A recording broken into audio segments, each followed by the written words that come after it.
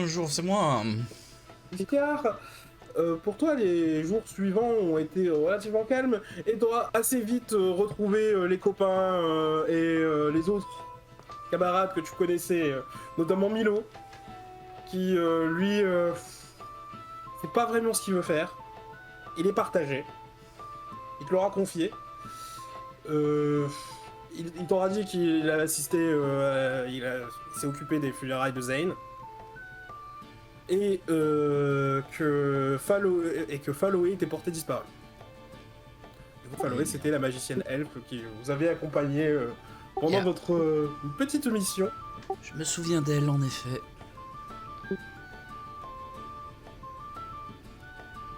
Là-dessus, lui, il te dira qu'il connaît des gens qui pourraient l'aider, mais il sait pas si il devrait prendre parti ou pas. Et que t'as l'impression que ton avis pourrait l'aider à se décider.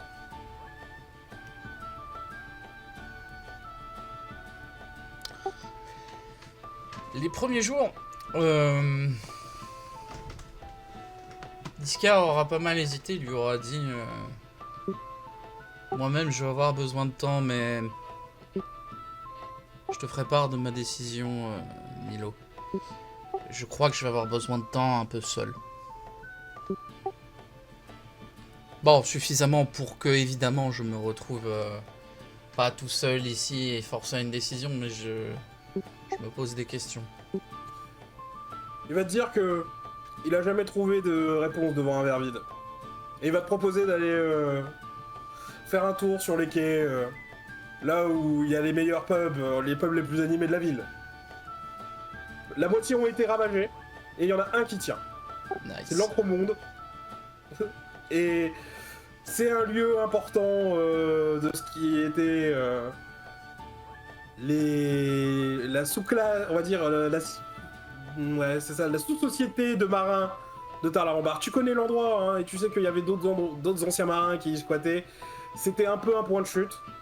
Et que cet endroit, parmi tous les autres, est tenu, te réchauffe un peu le cœur. Je peux pas ne pas y aller, du coup. J'avais prévu autre chose, mais je vais l'accompagner au moins pour une soirée ou juste... Je pense qu'il va parler plus que moi sur ce soir-là, parce que pour le coup, Iskiar est un peu paumé par rapport à tout ce qui se passe. Mais un petit verre... un petit verre entre guillemets bien chaud, si vous voyez ce que je veux dire, lui fera un peu de bien pour au moins cette soirée. À l'Encre-Monde, tu assisteras à une scène un peu... pas une scène de ménage, mais plutôt une scène de dispute familiale entre deux gobelins, un vieux et une plus jeune. Et ça va se gueuler dessus, mais sans aucune pudeur. Ça va prendre le spotlight de la soirée pendant un moment. Parce que le gobelin qui se prend la tête, c'est Sarnik. Sarnik qui est le patron de l'Encre-Monde. Et il se prend la tête avec sa fille Gurnik. La famille Croque-Moule se divise sur le sujet politique, que elle veut voir le monde, elle veut voir la mer astrale, et son père lui dit que non, il faut pas qu'elle aille sur la mer astrale parce qu'elle va mourir. C'est encore elle répond que tout le monde meurt et que c'est toujours mieux que de s'encrouter et d'attendre la fin ici. Clairement, il y a un genre de rift, un genre de séparation entre les deux, de fissures, qui n'ont pas l'air de vouloir régler. Et là-dessus, la jeune femme aura décidé de lui dire de toute façon, si t'es pas d'accord, j'ai pas besoin de ton avis, je paye ma tournée. Et il fait ah non. Et on va vous rincer. On va vous rincer une tournée. Elle s'installera à ta table pour regarder Milo droit dans les yeux et lui dire toi là, tu sais pas où tu veux aller encore, non? Milo a l'air un peu décontenancé, il te regarde, il fait qu'est-ce que je lui réponds? Tu as l'air de... Comment elle sait? Qu'est-ce que je lui réponds? Tu vois, il a l'air de bugger un petit peu. Ni lui, ni moi. Et elle va te regarder toi, du coup, Iskar, elle va faire vous deux. pourquoi vous avez pas encore d'idée? Enfin, je veux dire, vous voulez rester dans cette pataugeoire toute votre vie? Je sais pas. Je croyais que vous étiez des marins, non? En tout cas, vous en avez à d'égal. Je l'étais. Tu l'étais. Et dis-moi, ça s'est passé comment? C'est toi qui as pris la mer ou c'est elle qui t'a pris? C'est elle qui m'a pris. Alors, pourquoi tu voudrais rester ici? Parce que la mer m'a pris, alors reprendre la mer, je ne sais pas. Et quand je dis qu'elle m'a pris, c'est-à-dire qu'elle m'a avalé. Oh, dur, t'es mort noyé? Non, je me suis fait avaler par un bestiau. Oh, pire! Mais ça peut arriver sur Terre, tu sais? C'est pas faux, surtout dans le coin. En vrai. Oui, surtout dans le coin. Enfin, ces derniers temps. Parce que sinon, ça doit être calme ici. Non, je me pose la question juste de...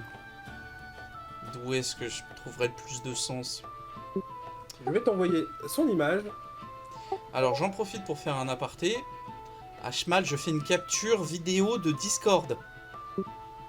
Ah oui, mais... toi, tu ne la verras pas. Si tu veux, tu peux me l'envoyer sur WhatsApp si t'as mon numéro. Non, t'inquiète. Et tu les verras, de toute façon, t'inquiète pas. Je peux te la décrire. C'est une gobeline, donc elle est pas très grande, elle doit faire 1m42 à tout casser. Elle a de longs cheveux noirs et elle porte un crop top bleu. Une sorte de chemisier crop top bleu qui laisse ses abdominaux saillants, dont elle a l'air un peu fière, tu vois. Bon, il peut, Comme si elle va à la salle régulièrement pour ça. Prendre l'air avec du coup un pantalon de cuir, une grosse ceinture sur laquelle il y a plusieurs bourses, un pistolet, un sabre. T'as l'impression qu'elle est prête à partir. Elle se la joue un petit peu. Ah, c'est déjà ce qu'elle va faire, quoi. Mais face à vous deux, elle se demande qu'est-ce qui peut vous maintenir vous. Quand je suis... Ça semble assez évident que elle essaye de comprendre un autre point de vue, tu vois. Qu'elle vient se prendre la tête avec quelqu'un à ce sujet et qu'elle essaye de voir si c'est elle le problème ou pas, tu vois. Quand je suis tombé dans l'estomac, je crois que c'était un cachalot. Juste une baleine un peu énervée. J'ai jamais vu une baleine faire ça, mais bref. Waouh, sacrée histoire. Ouais. J'ai connu un type qui s'est fait bouffer une jambe par un kraken. Ah. Ah bah moi j'étais juste avalé. Elle a pas mâché. Genre, glom. Ah ouais, bah... fatalement, oui. Très vite. Et quand je suis tombé, la dernière chose que j'ai vue de mon ancienne vie, c'était une divinité me dire que quelque chose m'attendait. Ah, et t'as fini ici. Et c'est toujours pas arrivé. Comment ça, c'est pas arrivé? T'as pas l'impression que c'est pas arrivé, non? Bah je sais pas, il me parlait d'un... Enfin si c'est juste une réincarnation, ça avait l'air d'être plus que ça, tu vois ce que je veux dire? Et Milo, va te prendre la parole, dessus à faire. Oh, tu sais, certains pourraient se dire que ce qui t'est arrivé avec les autres, là, c'était un peu ça qui t'attendait. Après tout, t'es un des sauveurs de Starlar-en-Bar, non? Hmm. C'est grave si je me sens pas comme ça. Elle fait, oh, t'es un de ces types? Ah oui, Ouais. ah mais ouais, on m'avait dit avec les Oh Ah ouais. Ah, c'est super ça. Bah, merci déjà, hein, parce qu'on serait pas là sans toi. Donc, Iskar, c'est ça? C'est ça. Attends-moi ici, Iskar. Ok, quoi? Elle va se lever, elle va partir quelques secondes, et elle va revenir avec une bouteille. Ah, ouais, d'accord. Tiens, c'est la maison qui offre. Et t'entends un vieux gobelin râler en arrière-plan. Tu fais souvent ce coup-là, ton père? Quand il est chiant, ouais.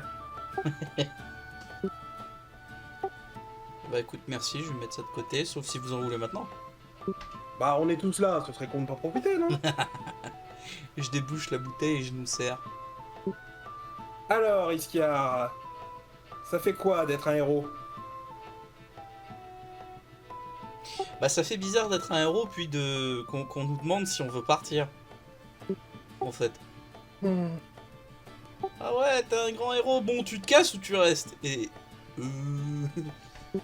Bah, je sais pas si tu te rends compte que pour les gens ici, ça a une importance. T'as l'air clairement d'avoir de la chance, et puis t'as accompli quelque chose, donc ça peut inspirer d'autres gens. Tes décisions peuvent en inspirer d'autres maintenant. T'as de l'influence, c'est comme ça que ça marche. Ouais, ça a l'air chiant. Et puis il avale... il avale une bonne lampée. Elle boit avec toi, Milo aussi. En effet, fais-moi un petit Constitution Saving Throw. Alors, voyons voir ma fiche. Je vais faire 2 G en cachet pour voir.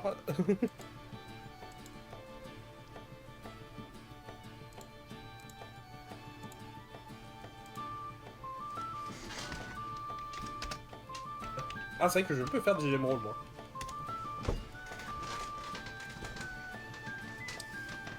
Ah! Milo va tousser. Il va être là, là. Oh, c'est mort! Ah bon? Ouais, toi, t'as mal endurci, t'en as vu d'autres, hein. Ah ouais. T'as vu des trucs où il y avait des animaux morts dedans. Et ça, Oh putain, bon. c'est vrai, oui. Pas mon meilleur souvenir quand même, faut pas abuser. Bien. Et du coup, elle va poser son regard dans le tien, comme si elle y cherchait quelque chose. Je vais Tu sais que la soutenir chance, ça aussi. fait partie ça fait partie des qualités nécessaires. Ça se mesure comment la chance? Ça se mesure par l'audace, j'ai envie de dire.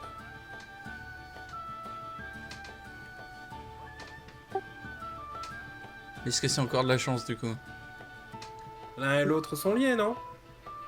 Oui, bah Je veux oui, dire, oui. tu t'es jeté dans la gueule du loup et t'as été provoqué Rima et Fred. T'as survécu pour en parler.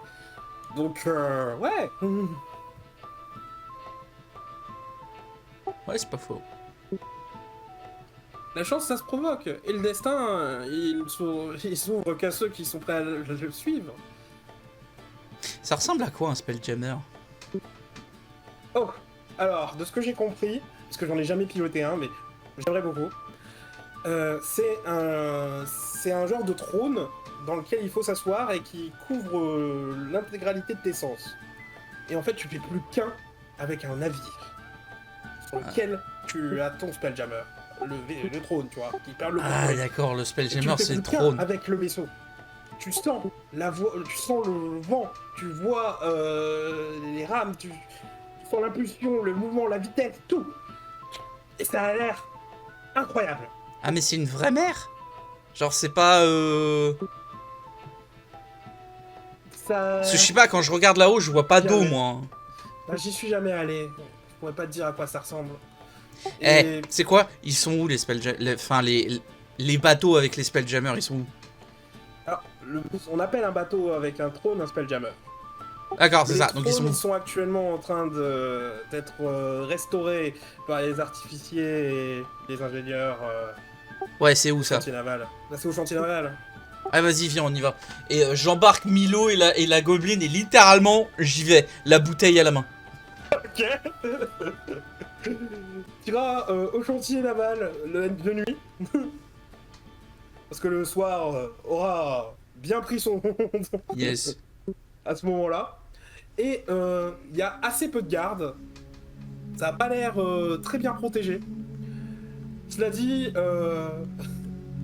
Gurnik va dire ouais, alors quand même, ils font des rondes. Va falloir se faufiler, hein. T'as un plan pour ça? Ouais, ça t'inquiète de se faufiler et littéralement je vais y aller bah à l'audace. Je vais juste essayer de me faufiler entre deux rondes et de sauter par-dessus un mur ou d'escalader un truc. Voir comment je peux rentrer par effraction littéralement. Bah, ce sont de grands hangars, hein, donc il y a plusieurs entrées possibles. faut échapper à la vigilance d'un des gardes de ronde. Je vais te demander un jet de furtivité. Je n'ai pas mon armure à toute fin Véronique, utile. Va te suivre, elle, alors que Blue va faire les gars, c'est pas une bonne idée. Yes, et j'ai vraiment... Iskar, il est en mission.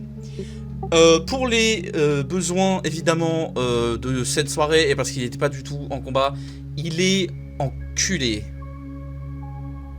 Pardon, YouTube. La monétisation qui vient de faire... Ouais, désolé, j'ai oublié de faire le jet brawl. Bon bah, tant pis, c'est parti. Et bien sûr, je n'ai pas mon armure, du coup, je ne joue pas à des avantages. À toutes fins utiles. Fais-moi Je n'ai ton pas mon jet. armure. Allez.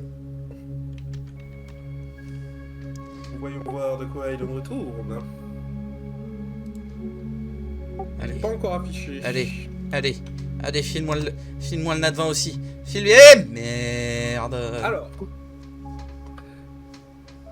si ça peut te rassurer, le jet était celui de Gurdik. Oh Qui va se faufiler dans ton ombre et même toi tu vas perdre sa trace. Oh yes. Tu seras même pas sûr qu'elle te tue encore. Mais en fait, elle est là. Elle est là et tous les deux, vous allez réussir à échapper à la vigilance des quelques gardes pour vous introduire sur le chantier naval et y découvrir plusieurs vaisseaux. Là où, dans l'hangar où vous êtes, il y en a que 2. Mais ils sont de taille gargantuesque. Ils ont des apparences un peu étranges. Il y en a un notamment qui a l'air d'un poulpe, qui a l'air d'un calamar, un vaisseau calamar, tu vois. Et l'autre a l'air d'une barge beaucoup plus classique, comme si c'était un simple bateau qu'on avait pris et sur lequel on avait du coup rajouté ce qu'elle avait comme trône. Elle va te dire, hé, tu vois ça là-bas? Elle te pointera le vaisseau calamar. C'est ça un Spelljammer.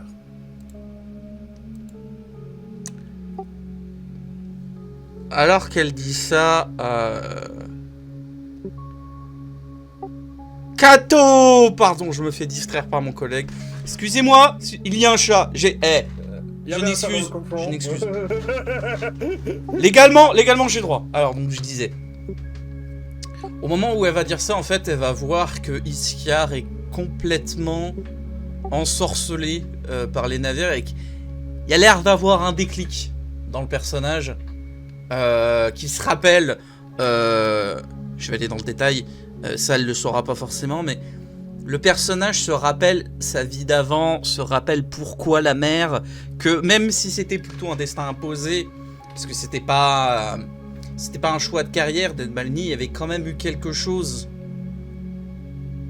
avec l'océan, avec le fait d'être sur un navire, de devoir jouer des cordes, de devoir nettoyer le vomi d'un collègue qui avait trop bu ou qui avait un mauvais cas de, je ne sais pas, un mal de mer sur un petit nouveau, tu vois, qui aurait vraiment pas dû se lancer là-dedans, et qui du coup déclenche un truc, et du coup il regarde pas la gobeline, et c'est... Ouais. Ah bah je crois que j'ai trouvé.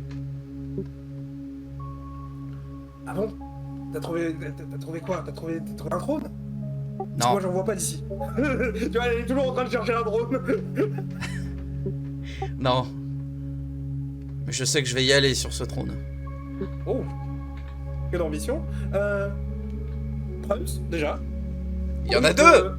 Il y en a deux, non? Bah, le premier qu'il trouve alors. Et elle saute Oh là. de en barde pour aller s'afficher sur le premier navire le plus proche. Oh, toi. Et pareil, j'essaie de trouver le trône. On se court après, genre. Je sais pas quoi. D'investigation. Oh bah ça va être beau ça les gars. Ah, le ranger et son intelligence, hein, un combo très connu. Alors excusez-moi, je check ma fiche. Alors, je vais faire son rongé et t'as toutes tes chances. Ouais. Ah mais ça va être beau. Je l'avais dit, ça va être beau.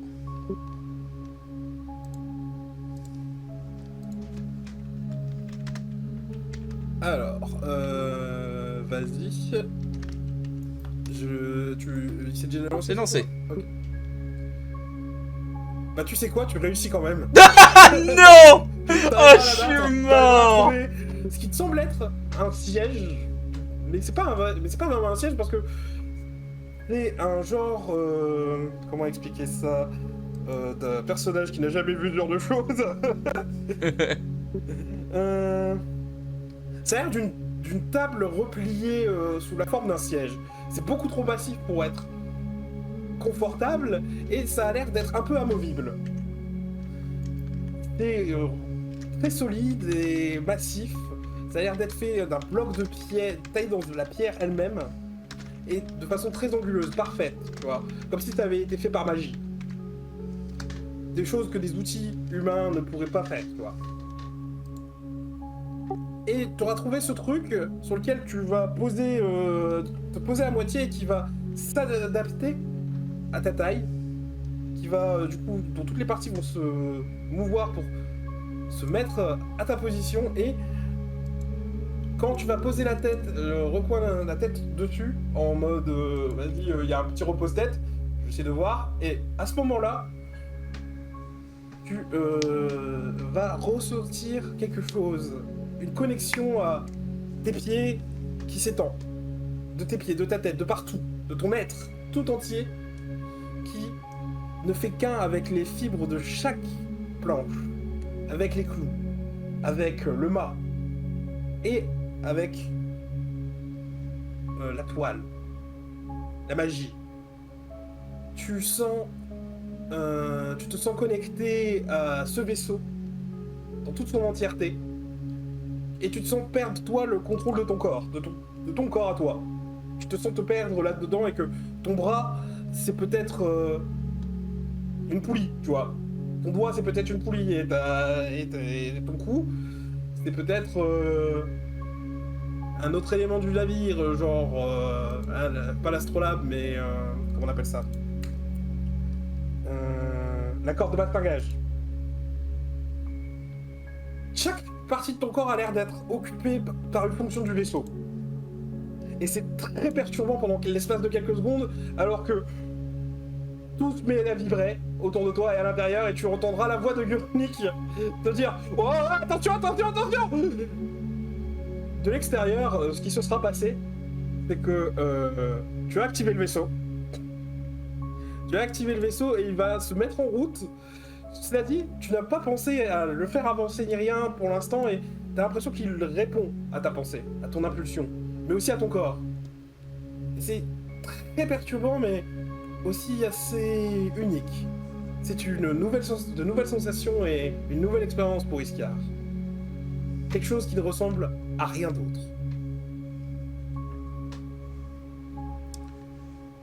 Iskar va se laisser envahir par toutes ces sensations, toute cette expérience nouvelle. Il va essayer de faire le moins de mouvements possible, essayer de voir comment il peut ne pas penser d'une manière à faire bouger quoi que ce soit, sans trop faire attention à ce que dit la gobeline, parce qu'il est comme en transe, comme s'il y avait quelque chose qui résonnait avec une espèce de, comment dire, quelque chose qu'il avait déjà en lui mais qu'il ne le savait pas vraiment, tu vois. Et ouais, il va essayer d'explorer ça à tâtons, comme s'il explorait un lieu très sombre et où le moindre mouvement pouvait faire casser un vase de dynastie. C'est quoi, c'est dynastie Ming, on dit? Oui. Tu vois, et il va très doucement, il essaie de, par exemple, bouger une phalange tout doucement, avoir une pensée d'un mouvement très léger, genre 2 mm vers le haut, quelque chose comme ça, pour essayer de... parce qu'il se doute qu'il risque de casser quelque chose, mais que là il s'en bat les couilles, il va aller au bout de l'expérience. Ok. Je vais te demander un jet d'attaque magique, s'il te plaît. Donc, pardon. ton spellcasting modifier. Ah. Alors, Donc, proficiency bonus, plus ta wisdom à toi, parce que tu es Ouais, un ranger. moi c'est ma wisdom. Et le proficiency bonus, il est là. Donc ça fera plus 5. Allez.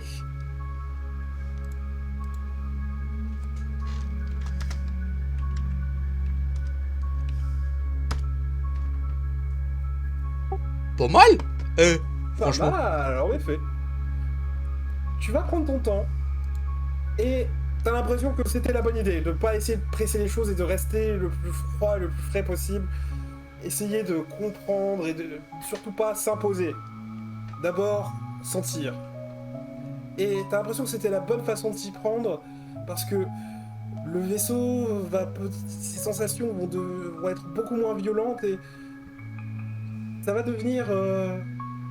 tu vas commencer à ressentir justement une certaine compréhension de ton environnement proche, des contours du vaisseau, et notamment de la distance qui te sépare des murs, du sol.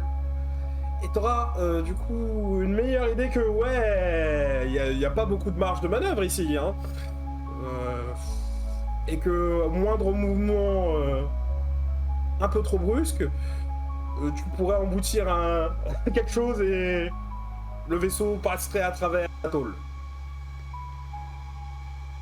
Yes, on Fort va éviter, heureusement, on quand va éviter de Gurnik faire va casser se des trucs. saisir de toi et de te secouer, t'arriveras à garder le contrôle et tu ouvriras un œil dans sa direction.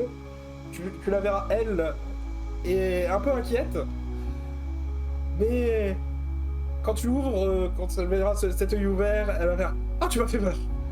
Oh, je croyais que t'étais parti. Oh ouais, je suis parti là. Oh, c'est je vois ton sourire, dingue. là. Ça a l'air sympa.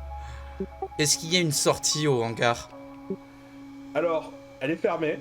C'est deux grandes portes de hangar en écoutille, comme pour un comme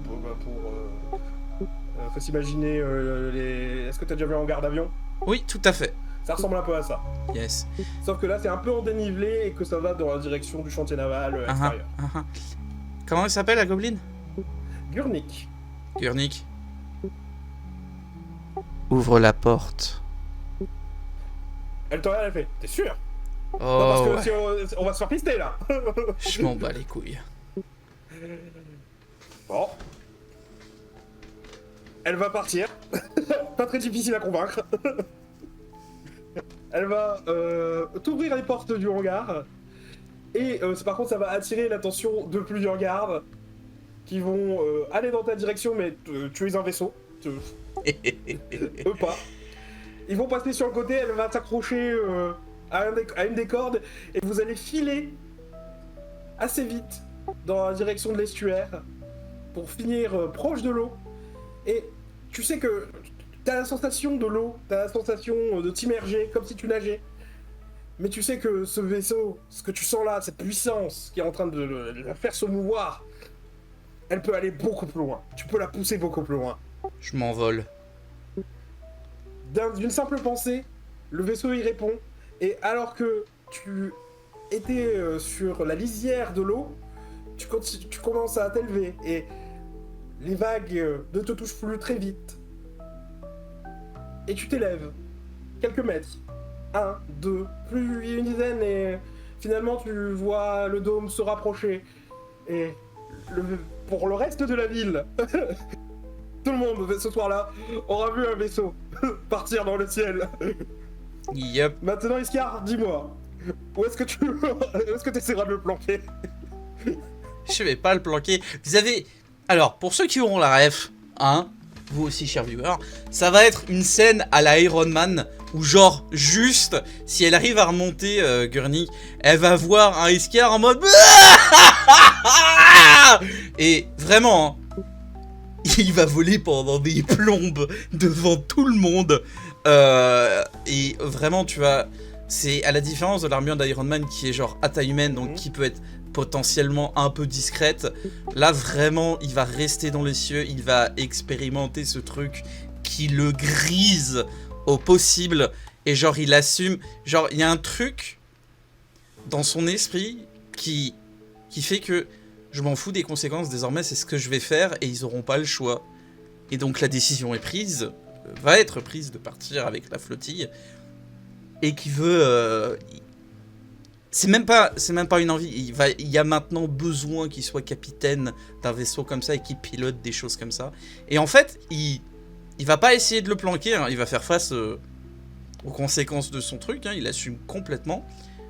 Il va ramener le vaisseau dans le meilleur des états possibles, parce que, de ce que j'ai compris, vu que j'ai pris le temps, vu que je fais ça bien, le jet est pas dégueu. 20, oui, Tu vois, voilà, j'ai fait 20, pas une rayure. Je me le ramène, je le gare, et je descends. Mais alors, comme un roi, et genre, vraiment, vous voulez m'arrêter? Allez-y, allez-y. Ça valait toutes les vies. Alors, quand on entamera ta descente, il va y avoir une créature qui va arriver sur le pont, interpeller Gurnik. Tu la reconnaîtras assez vite, cette créature, c'est Fred. Qui va te dire, non mais c'est quoi ce bordel là? C'est lequel, Fred, déjà? Fred, c'est le Dragonborn de Saphir, le chef de la guilde des aventuriers, qui a pas l'air content. Oh oh, attention. Je crois que je l'ai énervé, Gurnik. Non, sans déconner. Ouais, bravo les mecs, hein, très mature. Bon, tu me fais m'atterrir ça très vite maintenant. À vos En ordres, douceur. Fred. Bien sûr. Non, maintenant que j'ai touché à cette chose, plus le premier qui y touche, je le tue. Et genre, effectivement, il va redoubler d'efforts pour faire le créneau le plus précis et parfait possible, tu vois. Tu te montreras coopératif et la situation va se tasser assez vite, mais Fred s'en souviendra. Fred, vous l'oubliez même bedate. Gurnik, t'auras pas applaudi, mais t'auras bourré la cuisse. Tu vois, genre le petit coup de poing dans la cuisse de ah vas-y, c'était cool, mais t'aurais dû me laisser piloter à un moment, tu vois. T'es resté genre 10 minutes en l'air, moi j'ai pas essayé. Tu vois. T'inquiète, la prochaine c'est toi. Et il lui fait un clin d'œil bien appuyé, tu vois, genre. Je retiendrai, Iskiar.